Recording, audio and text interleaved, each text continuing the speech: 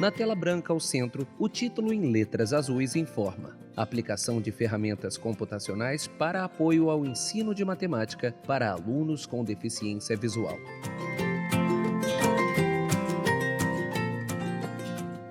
Olá, amigos! Vamos falar hoje sobre a percepção de objetos tridimensionais pelas pessoas com deficiência visual. Percepção tridimensional. Isso é importante para todo mundo, perceber o mundo com suas características, as dimensões dos espaços, a forma dos objetos, a textura.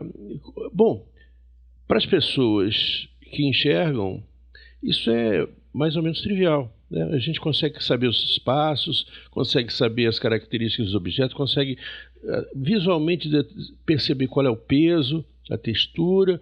Mas para a pessoa que tem deficiência visual não é tão fácil. Primeiramente, muitas vezes não é possível pegar no objeto. Por exemplo, você fala para uma pessoa com deficiência visual: isso aqui é um elefante. O tamanho do elefante é tão grande que a pessoa não consegue tocar no objeto. Até pode ser perigoso tocar num elefante, né? E a pessoa entra numa sala e nunca entrou naquela sala antes. E como é que ela vai se locomover ali dentro? Qual vai ser a questão da dimensão? Que móveis tem ali dentro? Então, as pessoas geralmente fazem uso de descrições. Alguém fala: olha, tem uma cadeira aqui, ou aqui tem esse um animal alto, né? Tem uma textura até pele rugosa. Bom, de qualquer maneira, independente de qualquer coisa, a gente tem que ter uma consciência de que o tato para as pessoas com deficiência visual é essencial. Mas nem tudo é possível tocar. Pode ser proibido, pode ser grande demais, pode ser que seja um objeto muito quente, né? Um metal em derretimento, sei lá. Então, você vai precisar, no caso das pessoas com deficiência visual, para compreender o mundo, de utilizar algumas alternativas. Algumas alternativas, às vezes, até meio surpreendentes. Por exemplo, eu vi na televisão outro dia um garoto cego que ele conseguia caminhar por um parque e ele ia fazendo uns barulhinhos assim e escutava o eco desses barulhinhos e ele conseguia saber distâncias, tamanhos. É impressionante, né? Tem pessoas que entram num ambiente e sentem o vento passando, né? Aí, pelo vento passando, a pessoa sabe que é um espaço grande ou pequeno, ou que está com uma porta aberta, ou sei lá. E também, naturalmente, pela tecnologia, tá? Por exemplo, aqui em casa, outro dia o meu cunhado me pediu emprestado um localizador de canos. O que é um localizador de canos? Quando você quer fazer um buraco na parede, você pode meter a broca e encontrar um cano e aí sai uma aguaceira. Já aconteceu comigo isso, uma aguaceira danada.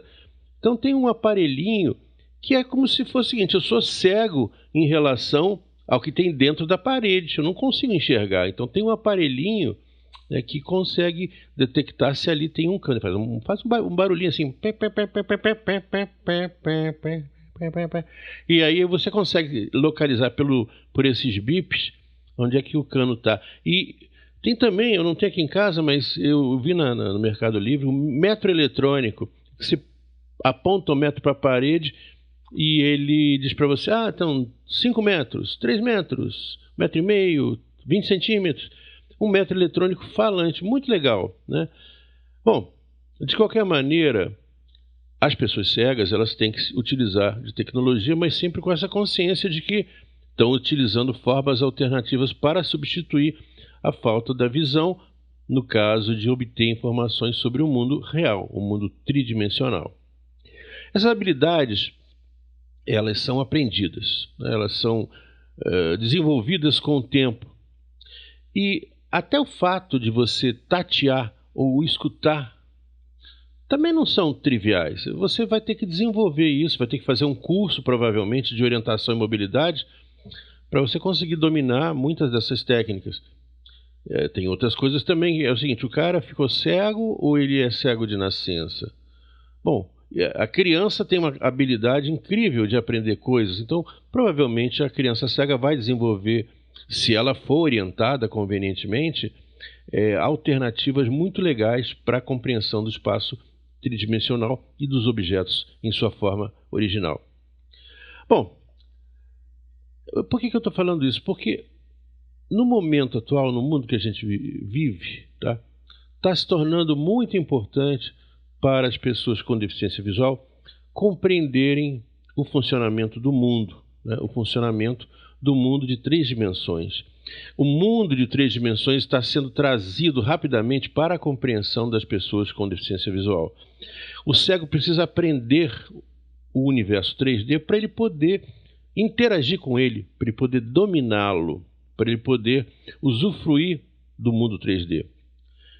Um exemplo bem estranho, mas é um extremo. Vocês já devem ter ouvido falar em metaverso, que é uma representação virtual do mundo, que a pessoa entra nesse metaverso, ela ali dentro tem um avatar e é tudo virtual. Uma pessoa cega, ela provavelmente vai ter que aprender em algum momento a se movimentar no metaverso.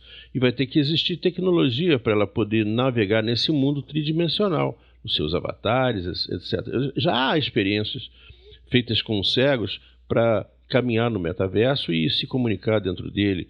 Mas é interessante, são coisas novas acontecendo, os cegos precisam interagir com o mundo tridimensional e é preciso não esquecer das tecnologias de acesso. Então, vou começar com um caso bem simples. Um objeto apresentado na tela do computador. Um anúncio de alguma coisa, Bom, o computador tem uma tela, pelo menos os computadores de hoje, tem uma tela mais ou menos plana, plástica, o cego passa o dedo ali e não consegue enxergar nada, É completamente plano, não tem nenhuma superfície. A tela não se deforma quando um objeto tridimensional é colocado atrás dela, vamos dizer, atrás, entre aspas, Então, se a tela do computador é intateável para um cego, tem que existir uma forma alternativa, Tem que existir uma forma que materialize o objeto tridimensional.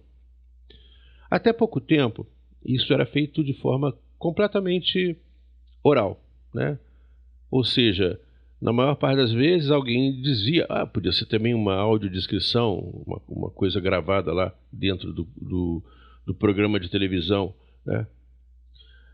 Mas recentemente há a possibilidade de trazer essas informações para um mundo tátil, No caso de objetos técnicos, por exemplo, já há a possibilidade de fazer a sua impressão em 3 dimensões, impressão real, da pessoa cega conseguir localizar aquele objeto através do tato, Bom, a gente vai começar a falar sobre isso, vamos descrever como é que um objeto é modelado em computação gráfica.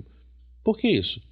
Porque tudo aquilo que a gente vai trabalhar em termos da transformação do mundo virtual no mundo real, ela passa pelo processo de transformação de 3D para uma representação interna do computador. Então, como é que uma imagem, por exemplo, esses óculos aqui, um objeto, eles são jogados dentro do computador? Bom, a primeira forma é utilizando um mecanismo chamado scanner 3D. Eu não tenho aqui em casa, mas é um aparelhinho, não é muito grande, talvez assim de uns 30 centímetros, em que você focaliza os óculos nesse scanner, você movimenta os óculos, Tem um processo aí complicadinho de aquisição e o scanner vai capturando essas imagens. Hoje em dia, inclusive, pode-se fazer isso com o próprio telefone celular. Tem os aplicativos que fazem isso. Capturam as informações do objeto. Capturam, o que significa captura? Transforma o mundo real em números, em números que são as coisas que o computador consegue manipular. E o que ele captura, por exemplo, de um óculos? Captura os pontos, que tem o óculos aqui, captura o lugar da lente, esse movimento aqui das hastes, Então, o objeto físico, ele vai ser jogado dentro do computador através de um processo de transformações matemáticas.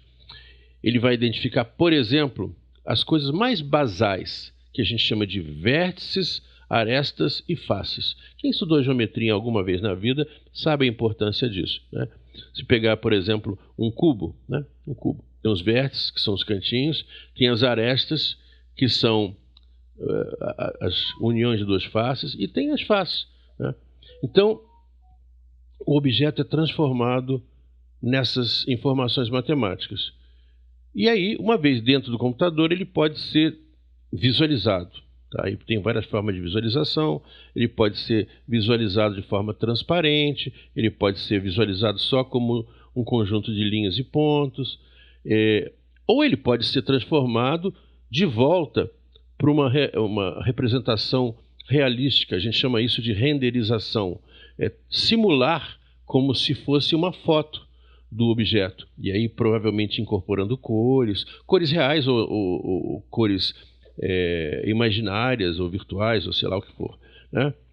E aí, hoje em dia, esse processo é tão eficiente que a gente consegue olhar para um objeto na tela do computador e não há diferença entre a imagem que é capturada por uma câmera de vídeo, simplesmente, como se fosse uma foto, e uma imagem que é transformada a partir da sua definição matemática.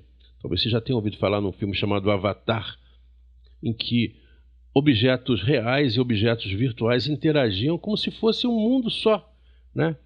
E hoje em dia o que se vê é uma imagem realística em movimento. Hoje quase não se consegue distinguir o que é filmado ou o que é sintetizado pela computação gráfica. Bom, por que eu estou falando isso? Porque, na verdade, a pessoa cega vai precisar ter esse domínio dessas habilidades aí. Porque até pouco tempo você falava em imagem, 3D e objetos, o cego estava completamente isolado. Tá? Aí começaram a existir algumas técnicas acessíveis para a representação desses objetos tridimensionais. Por exemplo, a materialização através da impressão 3D. A gente vai falar muito sobre impressão 3D aqui. E aí o cego, de repente, começa a conseguir tatear. Ele sempre ouviu falar numa girafa. Tá? Uma girafa é um objeto muito grande, né? E não dá para tatear uma girafa. Mas ele pode tatear, por exemplo, uma miniatura de uma girafa, obtida por computação gráfica e depois jogada em três dimensões numa impressora, né? E também, olha que coisa interessante, também gerar os seus próprios objetos tridimensionais. Você pensa assim, um cego pode trabalhar numa indústria? Teoricamente pode, se ele for capaz de produzir objetos tridimensionais, numa indústria mecânica, por exemplo.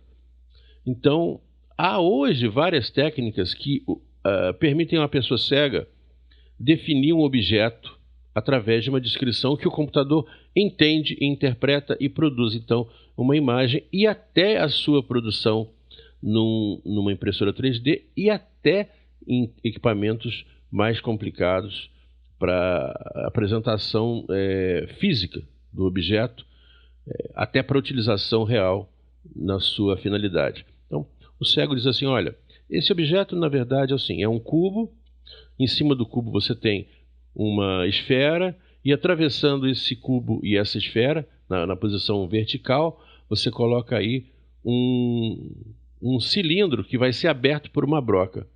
E o computador entende isso através de inteligência artificial ou até de um processo matemático mais simples que a gente conhece com o nome de CSG, que é Computer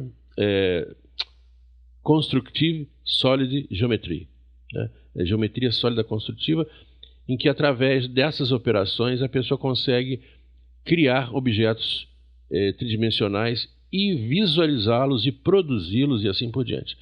Bom, então nós estamos vivendo um mundo de mudanças tecnológicas, um novo universo que se abre para as pessoas cegas, que exige a compreensão do mundo tridimensional. Não só a compreensão, como a vivência, como a produção nesse mundo tridimensional.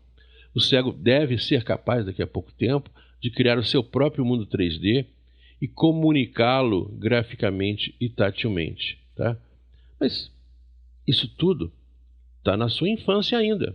A gente está construindo e por isso que a gente está fazendo esse curso e está trabalhando nesse conteúdo, nesse nosso capítulo, que eu espero que seja de grande interesse para vocês.